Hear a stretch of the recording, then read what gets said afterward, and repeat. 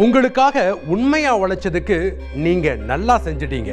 நீங்க எல்லாரும் நல்லா இருங்க, நான் சாகுறேன்னு உருக்கமா வீடியோ வெளியிட்டு விபரீத முடிவெடுத்திருக்கிறாரு ஒரு ஹோட்டல் ஓனர்.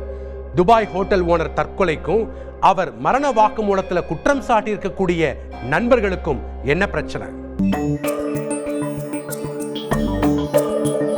தென்காசி மாவட்ட ஆட்சியர் அலுவலக வளாகம். பெற்ற தகப்பனுக்கு 16வது நாள் திதி கொடுத்த கையோடு அவரின் இறப்பில் சந்தேகம் இருப்பதாக மகனும் மனைவியும் மாவட்ட ஆட்சியரை நேரில் சந்தித்து மனு கொடுப்பதற்காக வந்திருக்கிறார்கள். துபாயில் வேலை பார்த்து வந்த இந்த சிறுவனின் தந்தை சென்ற பிப்ரவரி 18ஆம் தேதி ஃபயர் ஆக்சிடென்ட்டில் உயிரிழந்து விட்டதாக இவர்களுக்கு தகவல் கிடைத்திருக்கிறது. துபாய் வாழ் தமிழர்களின் உதவியோடும் இந்திய தூதரக அதிகாரிகளின் உதவியோடும் அவரின் உடலை பிப்ரவரி 22ஆம் தேதி சொந்த ஊருக்கு கொண்டு வந்தவர்கள் முறைப்படி ஈமச்சடங்குகளை செய்து முடித்திருக்கிறார்கள்.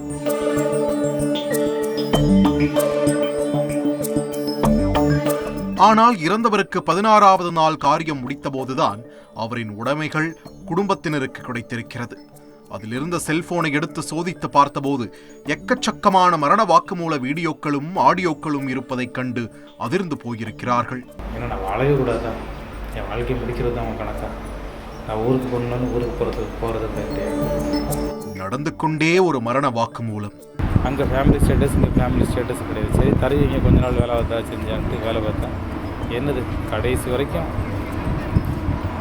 என்னை விரட்டி இப்போ தப்பிச்சு எங்கிட்ட போகலாம்னு பார்த்தா அதுக்கும் லாக்.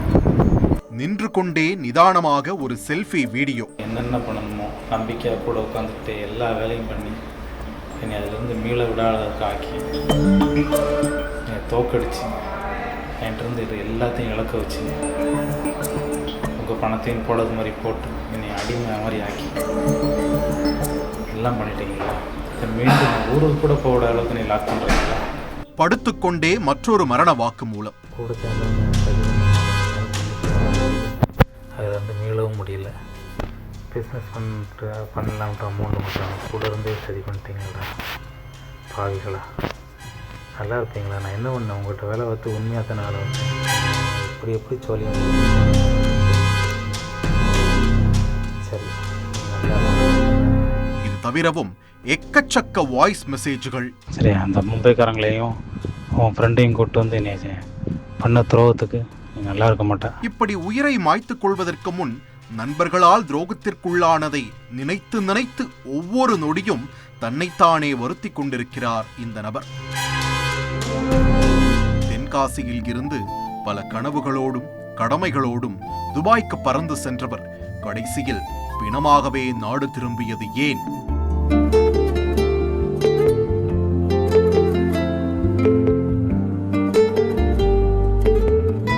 என்ன நடந்தது என்கிற முழு குற்றப்பின்னணியையும் அறிய தென்காசி செய்தியாளர் தங்கத்தை விசாரணையில் களமிறக்கினோம்.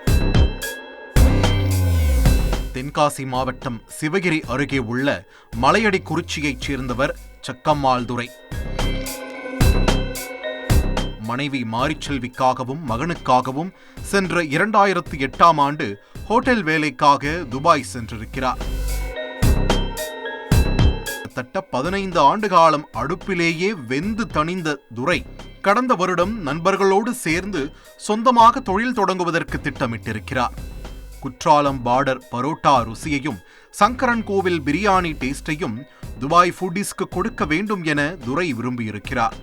வெளிநாட்டில் தொழில் தொடங்குவதென்றால் சாதாரணமான காரியமா?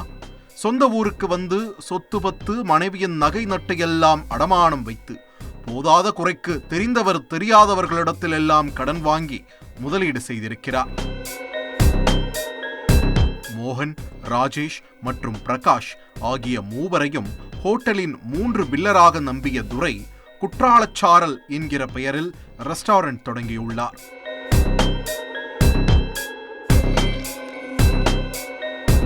என்னதான் பாரம்பரியமான தென்னிந்திய ரெசிபியை நம்பி தொழில் தொடங்கினாலும் அது பெரிய அளவில் கை கொடுக்கவில்லை. அதோடு ஆரம்பத்தில் இருந்தே பில்லிங், பர்ச்சேசிங் என அனைத்தும் குளறுபடியாகவே இருந்துள்ளது.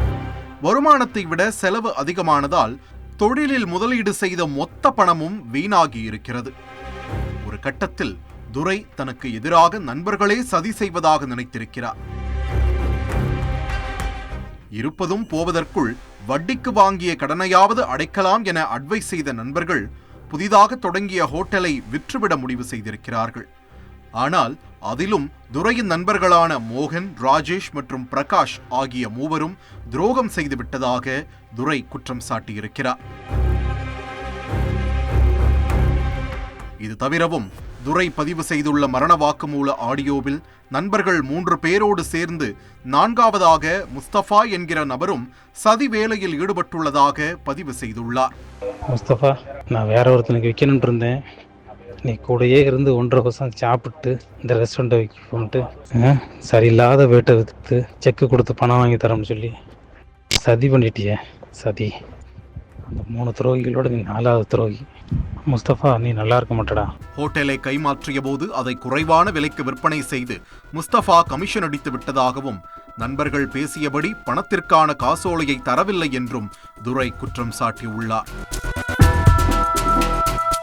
நண்பர்களின் கூட்டு முயற்சியில் தொடங்கப்பட்ட ஹோட்டல் கடனில் மூழ்கிய போது அதிலிருந்து நண்பர்கள் நைசாக நழுவிக்கொண்டு தன்னுடைய குடும்பத்தை மட்டும் நட்டாற்றில் தத்தளிக்க விட்டதை போல துரை உணர்ந்திருக்கிறார். என் பொண்டாட்டி பிள்ளைகள்கிட்ட, எங்கள் அப்பா அம்மாட்ட ஏதாவது ஒரு நல்ல விஷயத்துல சாதிச்சுட்டு பேசலாம்னு நினச்சேன். யார்கிட்டையுமே என்னால் பேச முடியலை. ஏன்னா நான் ஒரு ஸ்டெப் எடுத்தோம்னா எனக்கு முன்னால் நீங்கள் 5 ஸ்டெப் எடுத்து நிற்கீங்க. அதோடு உங்களை நம்பி இத்தனை ஆண்டு காலம் விசுவாசமாக பயணித்ததற்கு மரணம்தான் நீங்கள் அளிக்கக்கூடிய பரிசா என்றும் துரை கேள்வி எழுப்பியுள்ளார். அது மட்டுமின்றி மோகன், ராஜேஷ், பிரகாஷ் மூவரும் இனி சந்தோஷமாக இருங்கள், நான் என்னுடைய குடும்பத்தினரை காப்பாற்ற தவறிவிட்டேன் என்றும் உருக்கமாக பேசியிருக்கிறார். ஏதாவது ஒரு வழியில் வாழலாம்னு நினச்சா கூட எல்லா வழியிலையும் லாக் பண்ணிட்டீங்களே. இந்த சூழலில்தான் சென்ற பிப்ரவரி மாதம் 17ஆம் தேதி துரையின் மனைவி மாரிச்செல்விக்கு துபாய் நண்பர்களிடமிருந்து செல்போன் அழைப்பு வந்திருக்கிறது. எதிர்முனையில் பேசியவர்கள் துரை ஃபயர் ஆக்சிடென்ட்டில் சிக்கி காயமடைந்து விட்டதாகவும் அவர் சீரியஸாக இருப்பதாகவும் கூறியிருக்கிறார்கள்.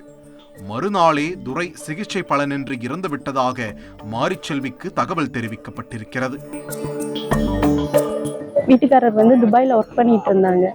ஒர்க் பண்ணிட்டு இருக்கும்போது அங்கே தனியாக ஒரு நிறுவனம் ஓப்பன் பண்ணி பார்ட்னர்ஷிப்பில் ரன் பண்ணிட்டு இருந்தாங்க. இப்போ 17ஆம் தேதி அவருக்கு ஃபயர் ஆக்சிடென்ட் ஆயிடுச்சு அப்படின்னு உங்கள் ஃப்ரெண்டு மூலிமா எனக்கு ஃபோன் வந்தது. அப்புறம் என்னன்னு கேட்கும்போது இல்லை ஹாஸ்பிட்டலில் சேர்த்துருக்கோம் அப்படின்ற மாதிரி சொன்னாங்க. 18ஆம் தேதி நைட்டு ஒரு 9 மணிக்கு இறந்துட்டாங்க அப்படிங்கிற மாதிரி எனக்கு இன்ஃபார்ம் பண்ணாங்க. திருப்பி அவங்கள அங்கேருந்து கொண்டு நல்லடக்கம் பண்ணிட்டோம் சார். எங்கள் முறைப்படி எல்லாமே முடிஞ்சிச்சு. இந்த சூழலில் துரையின் மரண வாக்குமூலம் வீடியோவை பார்த்தது முதல் அவர் நிச்சயமாக தீ விபத்தில் உயிரிழக்கவில்லை, அவர் இறப்பில் வேறு ஏதோ நடந்திருப்பதாக குடும்பத்தினருக்கு சந்தேகம் எழுந்துள்ளது. இப்போ அவங்களோட ஃபோன் எனக்கு எல்லாம் முடிஞ்சதுக்கு அப்புறம் தான் கையில் கிடச்சிது. அதை ஓப்பன் பண்ணி பார்க்கும்போது நிறையா அவங்களுக்கு ரூபாயை இது பண்ணி ப்ரெஷர்னால தான் தற்கொலைக்கு முயற்சி பண்ணியிருக்காங்க அப்படிங்கிறது எனக்கு இப்போ தான் தெரிய வந்துச்சு.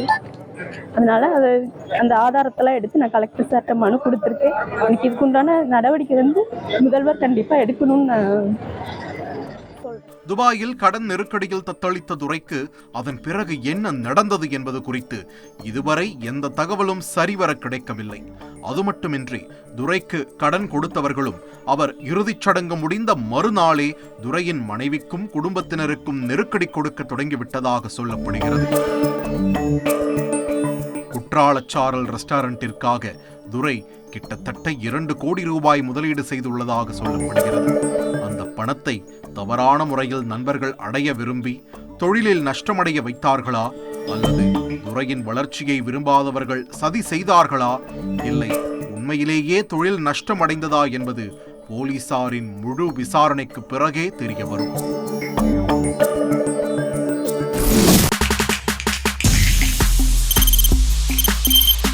தவிர்க்க முடியாத தம்ப்நெயில்ஸ், கலக்கலான கண்டென்ட்ஸ், சினிமாவும் சீரியஸ் பிரச்சனைகளும், சும்மாவே ராம்சரண் தளபதி விஜய் எப்படா பெரிய கலகலப்பும் கைகலப்பும்.